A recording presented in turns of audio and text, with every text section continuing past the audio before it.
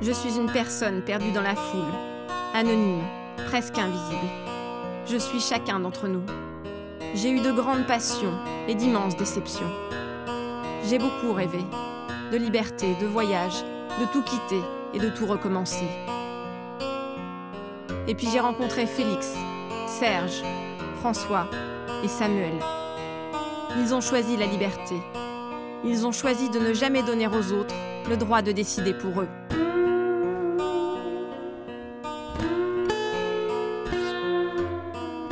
Félix aurait pu suivre la voie de son père, un haut dignitaire camerounais, mais il a préféré débarquer en France sans un sou en poche il y a 30 ans pour réaliser son rêve d'être batteur. Je me suis retrouvé, en fait, à vivre à la Belle Étoile. À peine croyable. Depuis, il a joué aux côtés de Prince, Sting, Lenny Kravitz ou encore Peter Gabriel. François, passionné de littérature et d'écriture depuis son enfance, souhaitait plus que tout devenir auteur. Mais un à un, tous les éditeurs refusent ses manuscrits. Le courage, c'est en toi qu'il faut le chercher. Loin de l'arrêter, l'écrivain crée sa propre maison d'édition. Il publiera lui-même ses œuvres, devenues des best-sellers dans le monde entier. Laetitia Hallyday te fait de la publicité, parle beaucoup de ton livre. Apparemment, ça l'a beaucoup aidé, elle y est très sensible. Serge a passé son enfance à Châlons entre une mère alcoolique et un père violent. Parce que quand tu as 11-12 ans, tu rentres, tu vois ta mère avec une tête au carré, des dents cassées, ça fait drôle quand même. Hein. Convaincu que rien de pire ne pouvait plus lui arriver, il va prendre toutes les libertés pour atteindre son but. Rencontrer les personnes les plus influentes pour faire de la communication son métier. Tu dois toujours mettre ton cœur sur la table. Titulaire d'un poste très enviable dans les cuisines de l'Élysée, Samuel a tout plaqué pour voyager et réaliser le vœu d'un patriarche qui regrettait de n'avoir pas parcouru le monde. Samuel le fera à sa place, à dos d'âne et à vélo. Rien n'est impossible. De retour à Paris, il a ouvert son restaurant, réputé pour sa cuisine empreinte d'épices et d'émotions. Ma vie est faite de contrastes. Enfin, je viens de me retrouver au fin fond du monde tout seul, mais aussi me retrouver dans le luxe, j'allais dire, un petit peu de l'Élysée. 4 chemins, loin des routes tracées par la société et ses conventions. Et une même envie. Se sentir vivant.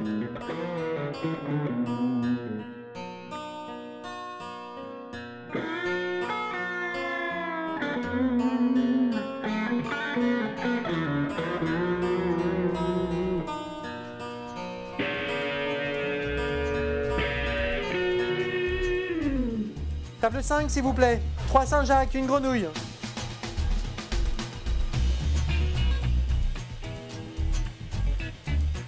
Dans ce restaurant du 2e arrondissement parisien se cache un petit génie de la cuisine. Et tant pis pour Tom Cruise, Madonna et Hugh Grant, qui auraient tous aimé le garder comme chef privé. C'est ici que Samuel a préféré exercer ses talents. Indéniablement, je ne gagnerais pas ce que je gagnais dans ma vie auparavant. Enfin, ça se passait très bien pour moi. J'aurais continué sinon à travailler pour mes personnalités, ou pour l'Infante, pour la Reine, ou pour quelques comédiens nationaux ou internationaux. C'est cette forme de liberté, c'est de dire je ne vais plus à eux, mais c'est eux qui viennent à moi. Et ça, c'est quelque chose qui me plaisait et que je trouvais très séduisant. Pas de course à la médiatisation, pas de photos sur les murs de Samuel bras dessus, bras dessous avec stars du showbiz et tête couronnée. À l'image de son chef, la maison reste discrète. Enfin, voilà, j'ai souhaité un restaurant qui ne soit pas dans une rue passante. Il n'y a pas d'enseigne. Enfin, voilà, c'est un restaurant qui est discret et je crois que c'est dans la continuité aussi de ma démarche. C'est cette envie de se dire, ça se mérite, quoi. Et la notoriété, elle devait venir, pour moi en tous les cas, par le biais des clients et du bouche à oreille. Certains dans le métier ont des étoiles de restaurant ou du guide plein le poitrail. Lui, il a quand même quelques grands noms qu'il pourrait afficher, quelques portraits qu'il pourrait avoir représentés à ses côtés éventuellement dans sa salle à manger, ce qui n'est d'ailleurs pas le cas. Maintenant, ce sont là des expériences qu'il a pu vivre et qui l'ont enrichi. Si de nombreuses personnalités comme Marion Cotillard ou Olivia Ruiz fréquentent son restaurant, c'est pour sa cuisine aux accents épicés de rencontres et de voyages. Car sa liberté, Samuel l'a pourchassé dans le monde entier. Ça, c'est voilà un plat typique d'inspiration des voyages, puisque nous sommes sur un Saint-Pierre au parfum d'Ispahan. Donc c'est à base d'eau de rose, d'amandes. Vous voulez la deuxième? Tenez. Bien avant de sillonner la planète, Sa passion est née dans la région Rhône-Alpes, en admirant sa grand-mère jongler avec les casseroles. Mes premiers souvenirs culinaires, c'est vrai que c'est ma grand-mère qui avait pour habitude de faire mijoter un petit peu les choses. Et c'est vrai que j'ai ce souvenir-là régulièrement quand je passais la voir, d'avoir le civet ou le bœuf carotte qui était là depuis 7 h du matin. Des plats qu'il apprend peu à peu à maîtriser derrière les fourneaux du chef triplement étoilé Georges Blanc. Samuel, c'est un garçon extraordinaire. J'en ai vu passer beaucoup dans ma longue carrière. Et c'est vrai que Samuel, il fait partie de ceux que j'ai vu partir à regret. Voilà, il était appliqué, attentif, sérieux, nickel dans son travail. C'est cette même exigence qui pousse alors Samuel à entreprendre un tour de France un peu spécial. J'ai appelé le fournisseur de foie gras, le fournisseur de truffes, le pêcheur. Et c'est comme ça que je me suis retrouvé à faire la pêche des crevettes en Bretagne ou la pêche du homard, faire le gavage d'oie, le ramassage de truffes, le chocolatier. Et puis j'étais parti pour faire ça pendant quelques semaines et ça a duré près d'1 an. Aujourd'hui, une connaissance millimétrée des produits, mais aussi le besoin de partager et de donner une âme à son restaurant ont fait son succès. Alors dis-moi, qu'est-ce que tu as pour le Versance pour demain? Elle est belle, hein? Ça va être génial pour mon foie gras poêlé. Là en plus je les ai choisis bien bombés, comme ça tu peux tailler tes escalopes bien dans le... C'est vrai, je suis sur les escalopes qui sont de 90-100 grammes, poêlées à la plancha, petit crumble dessus, farine de châtaigne, et je pose ça sur un artichaut braisé. Et c'est le plat phare en fait du restaurant, puisqu'en fait je l'ai mis à l'ouverture. Donc depuis le premier jour de l'ouverture du restaurant, en fait c'est pour ça qu'on est si bons clients chez toi. Merci. Merci. Sur les routes, Samuel a noué des liens indéfectibles, comme avec Monsieur Chevenet, un artisan rencontré à l'époque. Des liens qui rythment encore aujourd'hui sa vie professionnelle. Monsieur Chevenet a été une rencontre magique pour moi. Parce que c'est un amoureux du produit, c'est un amoureux de son métier. Il m'a fait partager sa passion. Et je me souviens au départ, je lui avais dit, écoutez, je pense qu'il va me falloir une quinzaine d'années à peu près pour m'offrir ma cabane. Et le jour où je m'offrirai ma cabane, votre fromage sera sur ma carte. Paris tenu 20 ans plus tard. La première personne que Samuel appellera quand il ouvrira son restaurant sera l'éleveur de chèvres.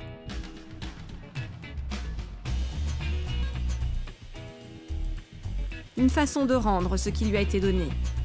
La vie de Samuel a été jalonnée par les rencontres providentielles. Cet homme, c'est Bernard Vaution, ancien chef des cuisines de l'Élysée, qui a travaillé à la présidence pendant 40 ans. Samuel n'oubliera jamais ce jour où il reçoit un coup de téléphone du palais. Il n'a alors que 19 ans. Oui, allô, l'Élysée, est-ce que vous voulez venir travailler? J'ai écouté, j'ai réfléchi, je vous rappelle. Et c'est vrai que je crois que j'ai rappelé 2-3 jours après.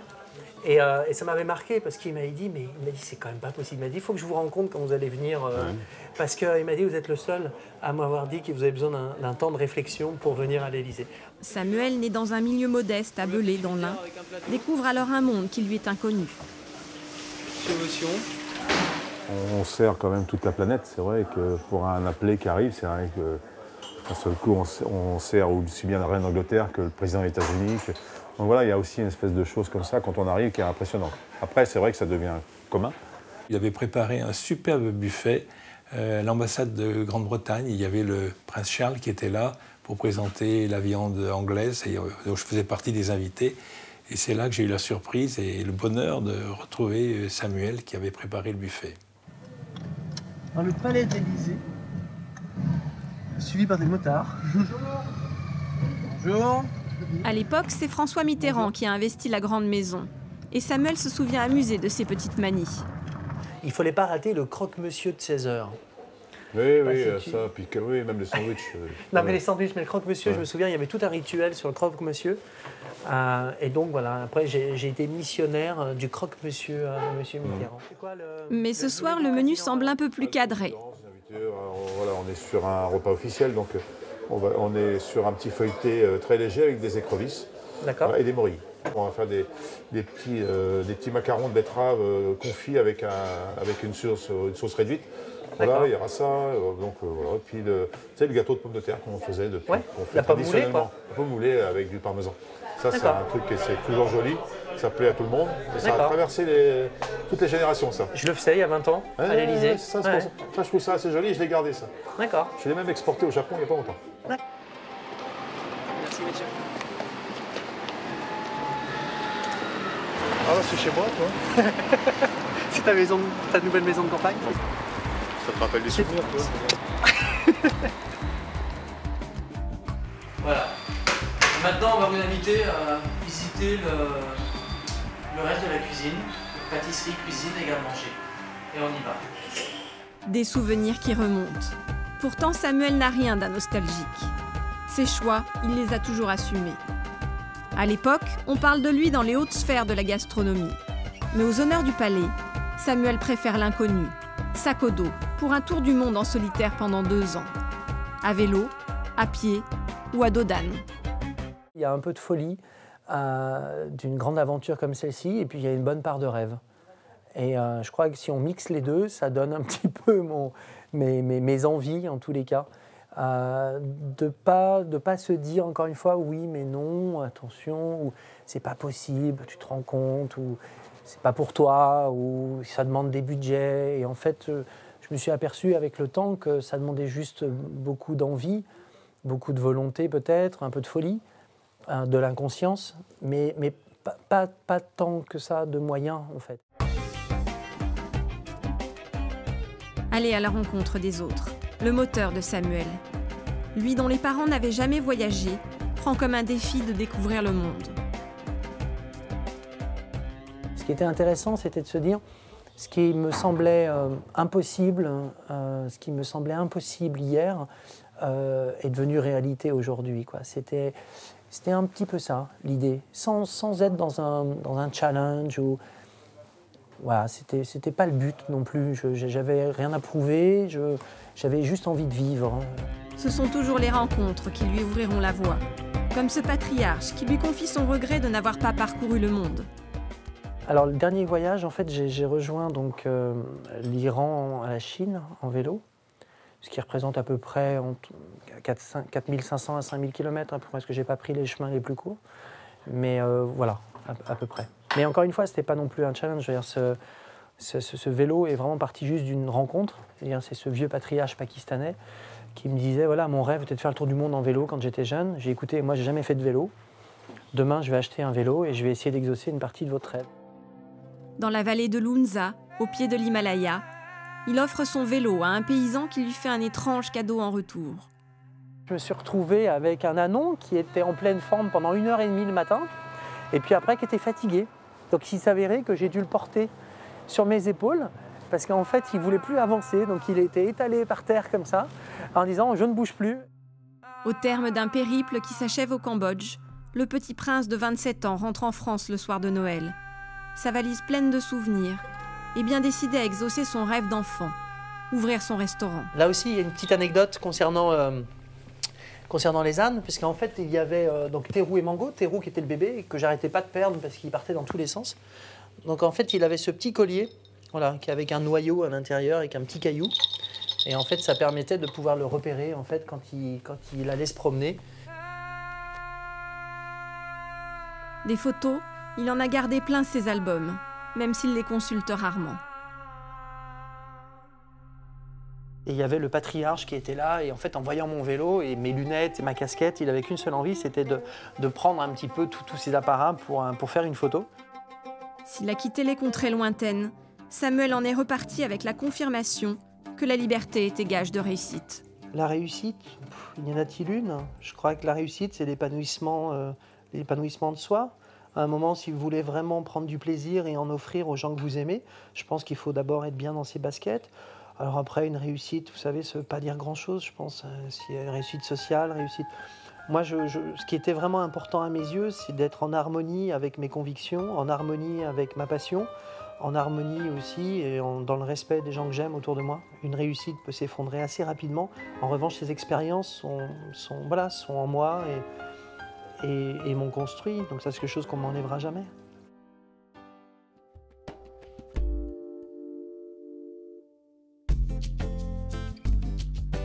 Annecy. François anime une conférence philosophique sur la liberté.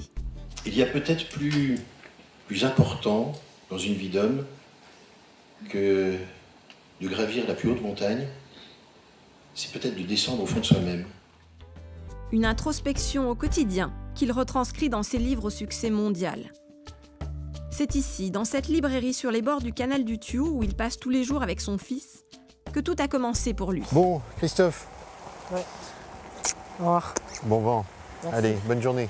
Il y a des lieux, c'est assez étrange la vie, parce que parfois, vous ne savez pas où vos pas vous mènent, et puis vous passez par là, par hasard peut-être, puis ce hasard fait que vous avez rendez-vous avec votre destin quelque part. À l'époque, pour payer ses factures, François est consultant en communication. Mais sa passion est ailleurs. Un homme va l'encourager à se lancer. Alors? Donc, toujours les voyages intérieurs. Moi, c'est plutôt la plume. Et puis, et puis revenir ici, tu sais ce que ça peut représenter pour moi, évidemment. Pas mal de souvenirs. Oui. L'auteur de best-seller retrouve Pascal dans son ancienne librairie. Il y a 23 ans, il a été le premier à croire en lui. Comme tout écrivain, moi, j'ai présenté mon manuscrit à des éditeurs. Et comme beaucoup d'écrivains, en tout cas jeunes dans le métier, j'ai été refusé. C'est là encore Pascal qui m'a donné des ailes pour me faire penser que ce livre méritait vraiment d'être publié et que quels que soient les aspects négatifs du sérail des éditeurs classiques, eh bien, il y avait une place pour ce livre. Cette place était déjà ouverte dans la librairie d'Annecy. Face au refus des éditeurs, l'écrivain en herbe prend tous les risques et publie lui-même son manuscrit avec l'aide de Pascal. Vous savez, la diffusion des grosses majors, des grosses maisons d'édition, on inonde les libraires et puis on ramasse un peu les gouttes après qui restent. Et lui, il a réussi à aller chercher les gens qui étaient motivés par ce qu'il faisait, à aller presque les chercher un par un, comme ça. Grâce au bouche à oreille, Jade, l'histoire d'une petite fille qui s'interroge sur le monde, cartonne dès sa sortie. Soutenu par les petites librairies indépendantes, François connaît son premier grand succès. On m'avait dit, François, tu vas être publié dans 13 pays, tu vas faire un livre qui va être publié à 500 000 exemplaires. J'aurais entendu une petite voix derrière qui m'aurait dit « arrête de jouer au malin » ou « arrête de rêver ». Vous savez, ces petites phrases assassines comme ça. Et justement, il y avait une autre petite voix qui me disait qu'il fallait continuer d'y croire. Et c'est cette petite voix-là qu'il faut entendre. Refusant de rentrer dans le rang, François choisit d'écouter sa petite voix intérieure. Et cette liberté, il en fait un mode de vie. Donc si on n'accepte pas ce surgissement de l'imprévisible parce que je ne suis là pour personne ou bien il ne faut pas me déranger, à ce moment-là, ça veut dire que même l'amour, même l'espérance, même l'événement providentiel n'est pas autorisé à déranger le grand monsieur sérieux. Elle est où la vie? Cet enseignement, il le tient de son fils aîné. C'est une simple question de Raphaël, 9 ans à l'époque, qui va tout déclencher. J'étais très accaparé par les multiples tâches de ma vie quotidienne, n'est-ce pas, d'homme sérieux, en l'occurrence, papa au bureau. Et à un moment, je le vois qui se mordillait les joues, comme ça, je lui dis, sans même le regarder, tu as besoin de quelque chose, Raphaël? Et puis, je sentais qu'il avait quelque chose qui n'arrivait pas à franchir ses lèvres, mais qu'il a formulé de la sorte. Papa, j'ai envie de parler, mais je ne sais pas de quoi. Alors, moi, j'ai fait comme tous les adultes. J'ai souri, j'ai même ricané, bêtement. Parce que pour nous adultes, si on veut parler, c'est pour dire quelque chose. Mais la phrase de ce petit garçon me disait bien autre chose. Derrière cette phrase, il y avait « peu importe de quoi on parle, l'important c'est que tu sois présent, et en ce moment, tu n'es pas présent. » Un devoir de vivre le moment présent. Une leçon qu'il a bien retenue. François est un père attentif qui partage des moments privilégiés avec ses 4 enfants. Je suis l'inespéré. Celui que l'on n'espère plus? Au contraire, celui que l'on ne cessera jamais d'espérer. Tu passais par là? Non, je venais te voir. Ah, pourquoi? Tu as entendu mon cri de désespoir? J'ai entendu ton appel. C'était un beau cri d'espoir. Il faut espérer beaucoup et longtemps si l'on veut me rencontrer. Sur le modèle de François, toute la famille ouvre les yeux sur les petits bonheurs du quotidien. On peut remarquer sur nos enfants qui sont enthousiastes et qu'ils peuvent s'émerveiller de la moindre petite chose. Ils vont remarquer quand il y a un coucher de soleil, et puis Dieu sait, ici on en voit des couchers de soleil, des nuages extraordinaires, des levées de lune, des levées de soleil. Ils courent tout de suite, il faut appeler papa, parce que c'est beau. Don Quichotte au pays des moulins à vent. L'auteur et éditeur s'est fixé pour but de réenchanter le monde avec ses livres. Des récits positifs qui ont attiré l'attention de nombreuses personnalités, notamment sur la plus célèbre de ses héroïnes, Jade. Il y a eu Laetitia Hallyday, donc ça c'est un peu particulier, dans la mesure où c'est la marraine d'un de mes fils qui, dans une salle d'attente, est tombée sur un de ses magazines et m'a dit « Mais Laetitia Hallyday te fait de la publicité, parle beaucoup de ton livre, apparemment ça l'a beaucoup aidé, elle y est très sensible, c'est son livre de chevet, etc. » Elle a d'ailleurs prénommé sa petite fille Jade, et puis ensuite il y a eu Joy qui est sa seconde fille adoptive et qui fait allusion également à l'un de mes livres qui a eu pas mal de succès aussi. L'histoire est magnifique. Elle était magnifique au point que ma femme, Mike Janssen, pour ne pas la nommer, avait envie d'en faire un spectacle, un monologue. Évidemment, si elle l'avait fait, elle aurait pris tous les droits et tout ça. Et tout ce qu'elle dit, c'est tout ce qui est l'essentiel de la vie. C'est-à-dire que tout ce qui est esprit est invisible. C'est ce qui, en tout cas, ma femme et moi, nous dirige et nous éloigne de tout ce qu'on voit à la télévision de pitoyable. Dans la télévision et dans les médias, enfin, tout ce qui éloigne de l'esprit, tout ce qui est le matériel. Alors le matériel, on l'aime bien aussi de temps en temps, hein, il en faut, mais ce n'est pas une priorité. Pour les rêveurs, tout devient possible. Un point de vue que François partage avec son voisin, le champion olympique Edgar Gros-Pierron. De leurs échecs, ils ont fait une force.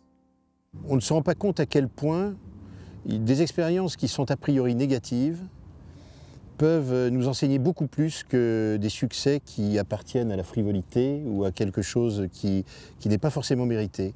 J'ai toujours gagné des courses parce que je considérais que l'obstacle était un tremplin sur lequel je pouvais m'élever. Et j'ai toujours considéré que l'obstacle, la vie était en mouvement, l'obstacle en faisait partie, et qu'à partir de là, si je voulais trouver l'équilibre, il fallait que je provoque le déséquilibre. Il fallait que je provoque en permanence. Est-ce qu'on ne pourrait pas dire que l'obstacle, c'est un peu le succès en habit de travail? Provoquer le déséquilibre, c'est anticiper l'obstacle. Edgar comme François en ont fait maintes fois l'expérience. C'est au moment où rien ne semble se passer que tout s'accomplit. Je pense que finalement, la première malédiction du monde moderne, c'est le désenchantement. Avec l'émerveillement, avec l'enchantement, on peut tout faire. On peut devenir un champion olympique, on peut devenir un grand poète. Il reste des places à prendre. À ce moment-là, il y en a peut-être moins qu'avant. Et donc, il faut être encore plus optimiste, encore plus enchanté, encore plus ingénieux, créatif et inspiré sans doute pour pouvoir les prendre justement. La compétition est plus rude. Je ne sais même pas. Vous savez, moi, en 1982, quand je me suis lancé, tout le monde m'a dit, mais tous sans exception, y compris des amis qui avaient fait les mêmes études que moi, t'es fou, c'est pas le moment de se lancer, etc. On a l'impression que quand quelqu'un veut accomplir son rêve, c'est jamais le bon moment. Regardez pas trop la télé. Les informations. Je veux dire, un concentré de mauvaises nouvelles, bon, d'accord, mais so what? Je veux dire, la crise n'est pas une bonne excuse pour s'empêcher d'avancer. Loin du pessimisme généralisé, François et Edgar continuent à croire en leurs rêves.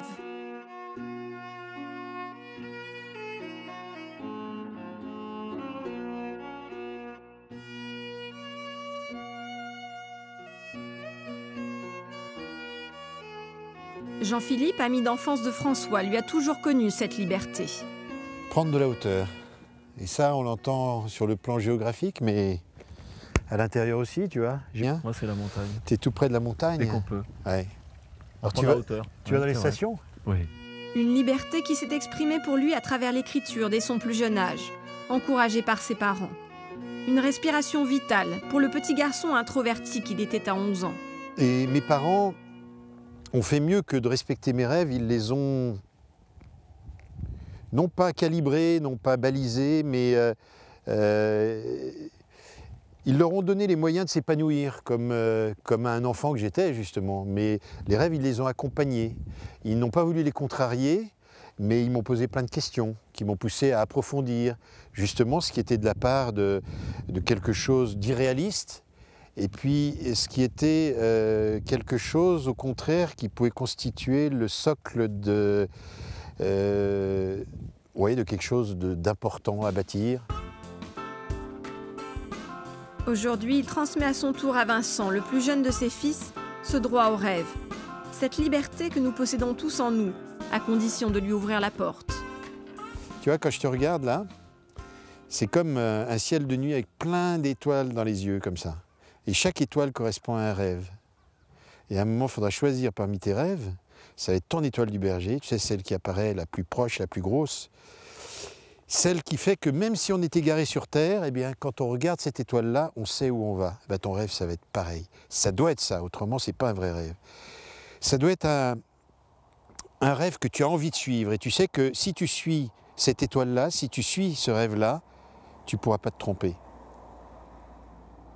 Parce que où que tu sois sur Terre, eh bien, tu auras la vue sur cette étoile du berger, tu auras la vue sur ton rêve. Et tu ne perdras jamais de vue, ça. D'accord? Tu penseras à ce que je te dis? Quand tu seras plus grand que moi? Je pense pas. Allez, on va méditer tout ça.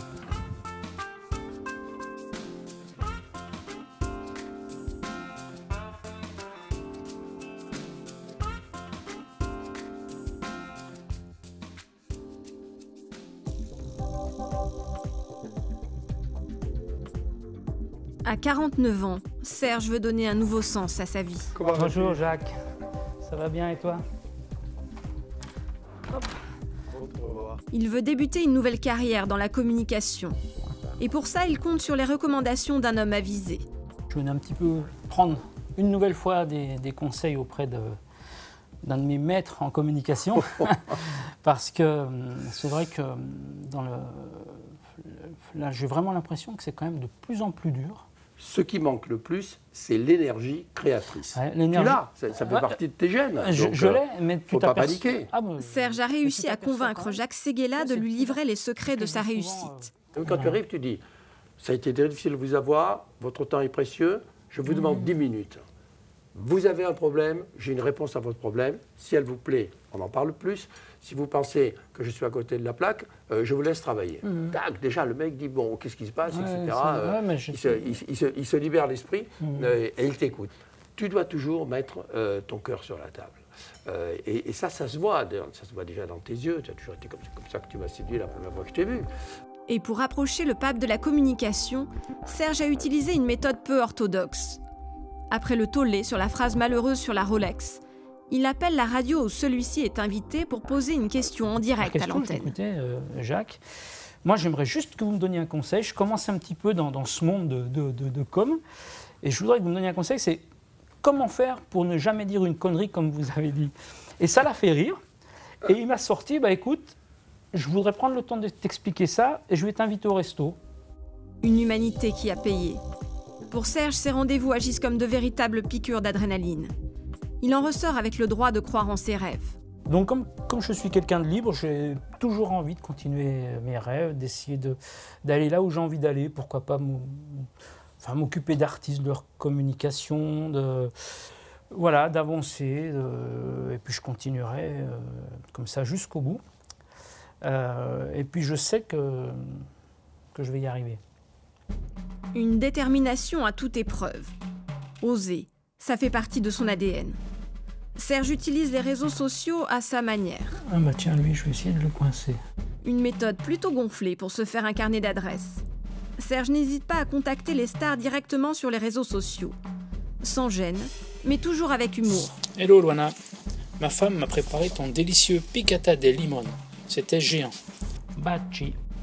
L'opération séduction fonctionne, car de nombreuses personnalités lui accordent désormais leur amitié. Serge, il m'a tout de suite intriguée parce que c'était quelqu'un qui était assez spontané. Je donne pas, on va dire, mon amitié, je n'ouvre pas vraiment ma porte comme ça si facilement, mais Serge, tout de suite, j'ai eu un contact, un feeling direct. Et quand il m'a dit il faut qu'on se rencontre, on prend un verre ensemble, je dis tout de suite oui. Je suis sollicitée évidemment sur les réseaux sociaux, surtout dès que les gens ont chopé que c'était Véronique et Davina, nana comme d'habitude. Mais Serge, je ne sais pas, il y a eu un truc dans ces petits mots qui était d'abord extrêmement ouvert, extrêmement fonceur, extrêmement gentil, aimable. Et ça a fait beaucoup de choses quand même. J'avoue que j'ai un grand plaisir à échanger avec lui. J'aime sa vision du monde. Il a une vision un peu utopiste, un peu marginale, mais en même temps un peu réactionnaire. J'ai l'impression, moi, que c'est quelqu'un qui ne veut que bousculer les contraintes pour justement donner la place à sa liberté. Pour Serge, la liberté prime sur tout le reste. Si un travail ne lui plaît pas, Il en change, quitte à enchaîner les galères, choisir sa vie et ne rien se laisser imposer. Son leitmotiv, dans sa vie professionnelle comme privée. Comme je te l'ai dit, on est venu faire un petit tour pour faire un petit peu, peut-être une petite sélection déjà pour le mariage. Dans quelques mois, il va épouser Nathalie, qu'il a rencontrée il y a 12 ans, à la sortie de l'école de sa fille. Je me souviens, j'ai pris le premier cru, c'est ce qu'on avait bu au mariage de ma sœur. Excuse-moi de te le dire, mais voilà. D'accord. C'était délicieux. Et on avait bu quoi au divorce de ta sœur? Ah, ça va, j'étais sûre que t'allais me le mettre. Qu'est-ce que vous nous conseillerez dans 2-3 ans, monsieur? Séparée de sa première femme, Nathalie va bouleverser sa vie. Quand on a vécu des drames dans sa vie, des événements un peu durs, savoir que les rencontres ou d'autres choses s'ouvrent à toi, c'est quelque chose d'important, de positif et qui te permet d'avancer. Voilà. Et grâce à ma petite femme, c'est un petit peu ça c'est un petit peu ça maintenant ma façon de voir les choses. Pourtant, si Nathalie est aujourd'hui une alliée indéfectible, au départ, rien n'était gagné d'avance. Il me téléphone et puis il me dit, écoute, ça te dit de venir passer à la soirée, je viens te chercher, on peut aller manger quelque part, etc. Oh, je me dis, non, je te remercie, mais là... Il me dit, ah, bah, c'est dommage, tu manques une bonne occasion de voir un super mec avec un caleçon fleuri ou je sais pas quoi. Et je m'étais dit, mais quel culot ce type. J'ai bu 3 fois le thé avec lui, mais... Je me souviens que je m'étais dit, mais quel culot, j'ai pas trop envie de le revoir. Un humour qui finira pourtant par la conquérir et qui cache en réalité une profonde douleur. Sous ses airs de Monsieur Tout-le-Monde, Serge a accumulé les drames. Il n'a que 8 ans quand sa mère sombre peu à peu dans l'alcool. Il y avait la violence physique, la violence verbale, il y avait le fléau de l'alcool, il y avait le... comment ça s'appelle le problème du père qui n'est pas le vrai père, enfin, qui se sont greffés. Et tout ça, je l'ai découvert entre mes 8 ans et mes 13 ans, un âge où on est censé commencer un petit peu à se construire. Et j'avoue que là, c'est souvent ce que je dis, c'était plus violent qu'un coup de poing, sauf que je l'ai ressenti plus tard. Son père, lunatique et violent avec sa mère, le conditionne à l'échec et au mal-être. Moi, j'ai souvenir, quand j'avais 11-12 ans, de voir mon père fracasser ma mère. Mais quand je dis fracasser, c'est triple fracture de la mâchoire. Quand on dit une tête au carré, vous savez, quand on dit tiens, il a pris une tête ou elle a pris une tête au carré, moi j'ai un souvenir de ma mère couchée avec une tête carrée, quoi, bleue, etc. Je me souviens devant moi qui lui a mis un coup de couteau, qui l'a entaillé d'ici jusque-là, on voyait quasiment l'os. Serge grandit dans l'insécurité, un sentiment qui ne le quittera plus. À 13 ans, le pire se produit alors qu'il est en vacances chez un ami à Juan-les-Pins. Le téléphone sonne, tiens, c'est ton père, donc je prends le téléphone. Et mon père me dit, Serge, il est arrivé un drame et tout. Et c'est pareil, c'est marrant hein, quand on a cet âge-là. Première chose, moi, le drame, c'était mon chien, quoi. Et je dis, qu'est-ce qu'il y a? Voyou, il s'est fait écraser. Non, Voyou va bien, tout. Alors, soulagement total, tu vois. Non, c'est maman. Puis je dis, maman, quoi? Et puis je me rappellerai toujours, il me dit, elle est morte.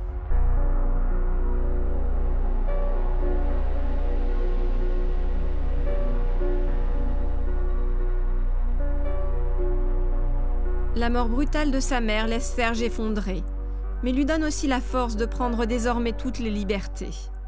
J'ai pas été à l'enterrement, j'étais trop jeune, j'avais pas voulu y aller. Et je me souviens avoir pleuré toute la journée avec mon chien.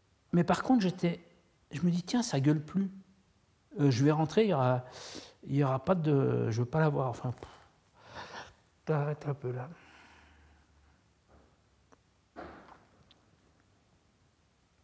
Je veux pas l'avoir massacrée, mais bon.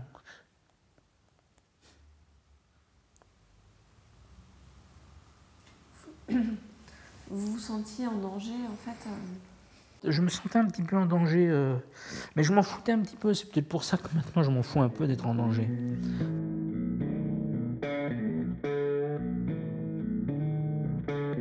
Se mettre en danger, mais seulement pour vivre ses rêves. Une philosophie de vie qu'il essaye d'inculquer notamment à Marie, sa fille de 22 ans, bluffée par la facilité avec laquelle son père rencontre des personnalités. moi, ça m'impressionne. Franchement, ça m'impressionne quand il me raconte ces histoires, d'où ça part. Franchement, je trouve, mais en même temps, je pense qu'il faut aussi avoir quelque chose. C'est pas tout le monde qui peut faire ça. Moi, je me verrais pas. J'aurais peut-être pas assez de culot ou de choses comme ça pour faire ce qu'il fait. Pourtant, à la maison, les statuts de Serge sur les réseaux sociaux mettent parfois de l'animation. Il met des trucs, notamment l'autre jour sur les rappeurs. Il a critiqué 2-3 rappeurs. Moi, je suis fan de rap. Donc ça m'a énervé, donc je l'ai appelé. J'avais dit que c'est toutes des analphabètes non. et j'ai juste mis presque tous. J'ai rectifié. Voilà, mais j'étais pas d'accord.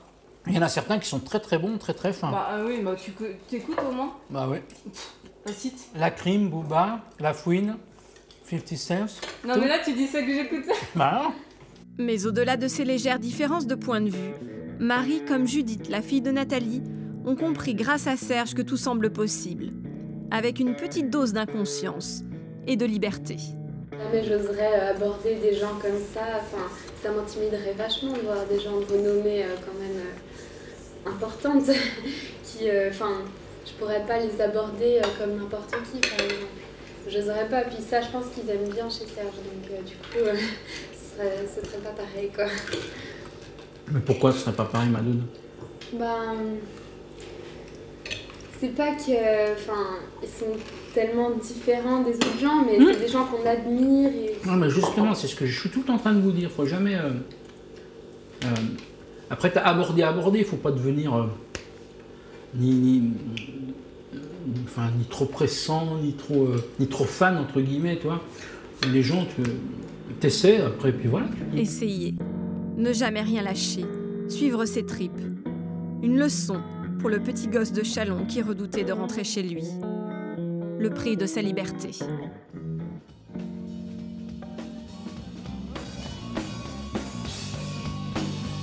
Banlieue est de Paris, Félix, chanteur et musicien camerounais, a rendez-vous pour un concert avec un célèbre saxophoniste qui a joué pour Barack Obama.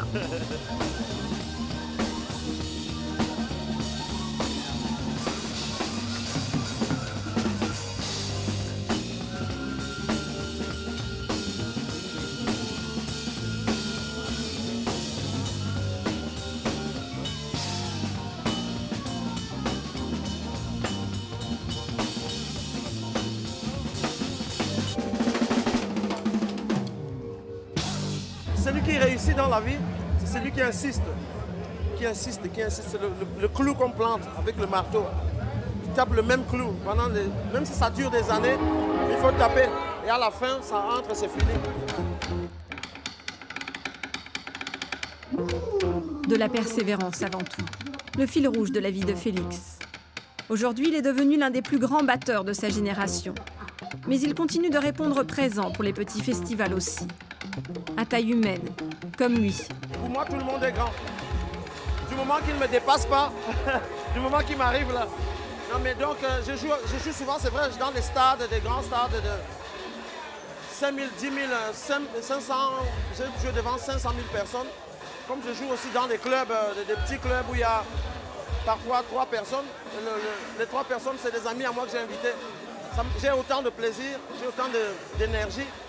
Autant le soleil.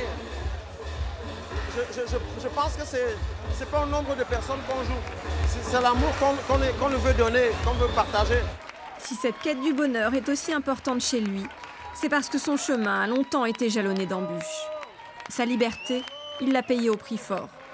Élevé dans la haute bourgeoisie au Cameroun, il a dû renoncer à des avantages de taille. Des immenses maisons avec des jardins, des 15 chambres, des énormes salons, c'était carrément, c'était vraiment le luxe. Les chauffeurs, on en avait 4, des blanchisseurs, des cuisiniers, on en avait 2, des voitures, on en avait une dizaine. Mon père a été inspecteur fédéral, préfet, 5-6 fois ministre, secrétaire politique. Il en a tellement fait que je ne m'en rappelle plus. Il a été surtout mon père en fait, c'est ça qui est le plus important. Un père à l'éducation stricte, qui aurait aimé que ses 8 enfants suivent son exemple. Il en sera autrement. C'est Roger, l'aîné, devenu bassiste, qui ouvrira la voie. Chaque fois que mon frère allait jouer dans les clubs, À Yaoundé, quand on était gamin, ben, on faisait le mur et on allait le voir jouer et tout. Cette vie-là, on aimait ça. On aimait beaucoup ça. C'était moins ennuyeux que rester à la maison. Comme ça, en fait, on était à la maison entre nous, quoi. Il n'y avait pas beaucoup d'amis qui venaient jouer avec nous quand on était gamin. On était dans des grandes propriétés, des tours d'ivoire vides. Venu en France pour ses études, Félix refuse de les poursuivre. Ses parents lui coupent les vivres. L'estomac et les poches vides, il décide de se consacrer malgré tout à sa passion pour la musique. J'étais presque clochard dans la rue. Je dormais beaucoup dans le métro, c'est-à-dire je faisais les grandes lignes dans le métro. Et je dormais aussi à la gare de l'Est. En guise de batterie, Félix tape des heures sur un bandana noué sur sa cuisse. Quels que soient les obstacles, il s'accroche à son rêve et voit toujours plus loin. Vous ne pouvez pas appeler ça de la galère, parce que même si ça en était, dans ma tête, j'allais vers quelque chose qui me construisait. Ici, souvent, il y a des Africains qui dorment, qui sont dans la galère, qui dorment à 10 dans une petite pièce comme ça. Ils savent que c'est un passage. C'est un passage, c'est un voyage. Ils arrivent ailleurs après. Ça, c'est comme ça maintenant, mais demain, on va voir. Demain, c'est différent. C'est un passage, c'est un voyage. Moi, j'étais en train de faire ce passage-là.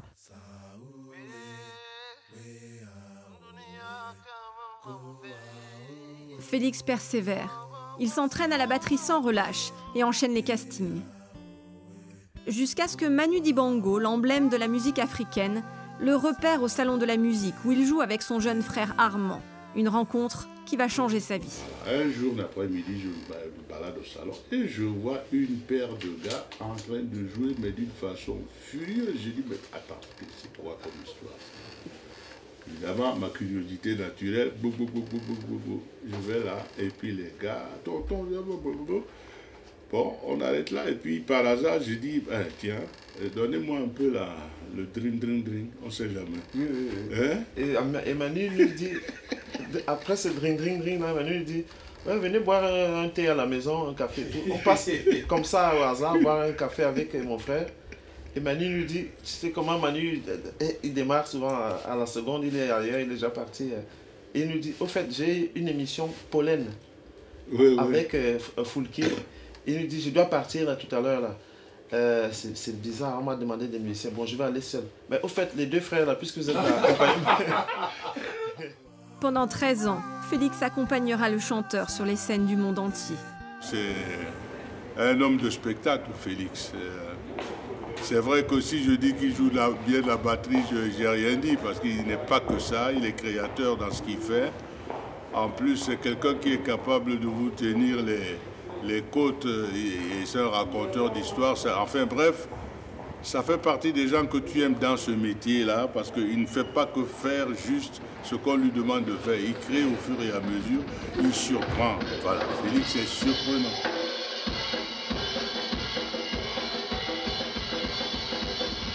Félix commence à se faire une solide réputation.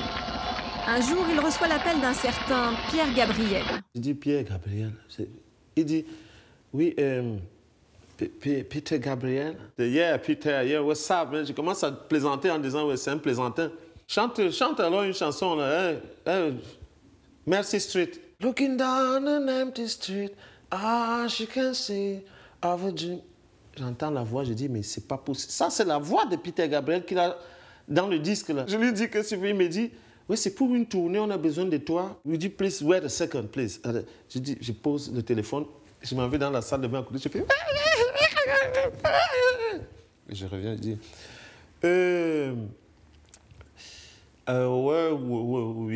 yes. Des scènes, il en a vu défiler depuis, dans toutes les plus grandes capitales du monde.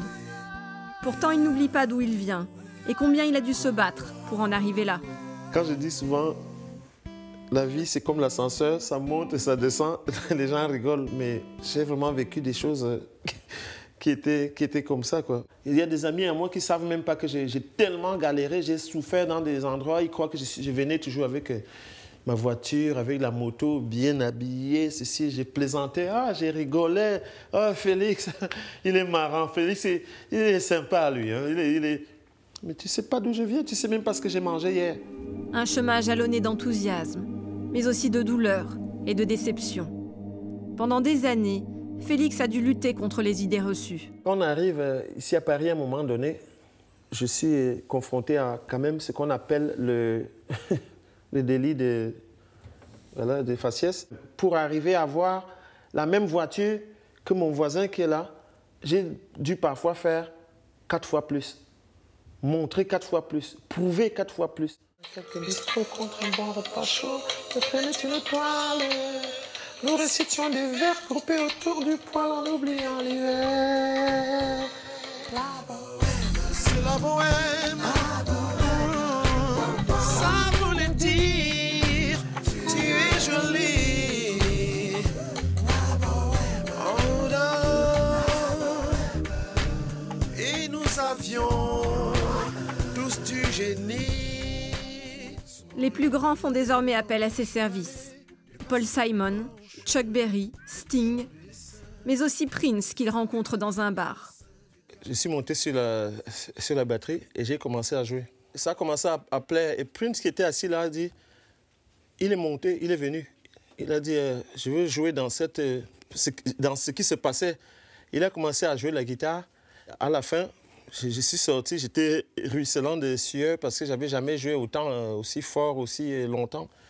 Et il a pris mes coordonnées, il a dit, gardez ses coordonnées à lui. Il n'est pas reconnu seulement par les grands musiciens, mais aussi par des spectateurs plus inattendus. Au Kremlin, on a vu Poutine qui est entré s'asseoir. Il était assis. On nous a dit, vous pouvez commencer. Et on a commencé à jouer. Et lui, il était comme ça, là. Il regardait pas. On se disait, mais merde, il s'emmerde, là. Qu'est-ce que... En fait, comme c'est un ancien espion, il écoutait et il regardait comme ça. Là. Enfin, il écoutait tout parce qu'il est venu dans les loges après nous féliciter. Ultime consécration, Félix enregistre aujourd'hui son propre album, le premier à son nom. C'est avec son compère de toujours, Philippe, qu'il travaille à ce projet. Un compagnon de 20 ans, avec qui il a partagé les galères et surtout les succès. On fait des musiques de films, on a fait des projets avec Ismaël Lo, avec Faudel, avec Youssou N'Dour, avec Michel Oslo, le Kirikou. Bon, on voit.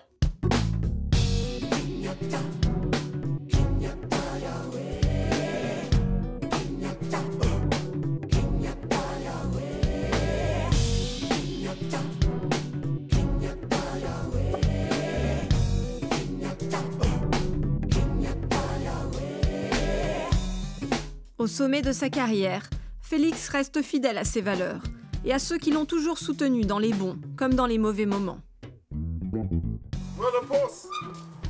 Papa. Etienne.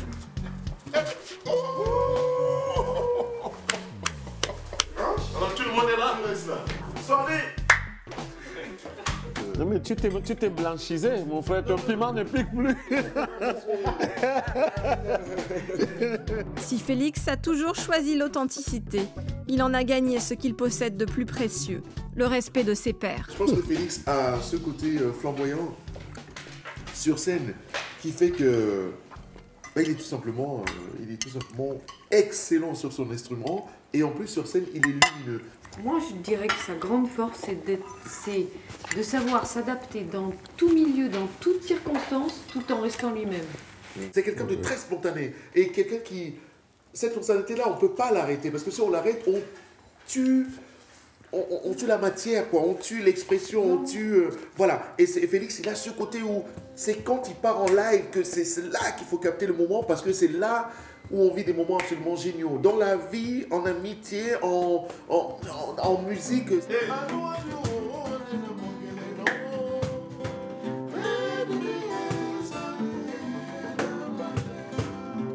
De la musique, des amis avec qui il a partagé, c'est sa recette pour atteindre le bonheur. Son idée de la liberté.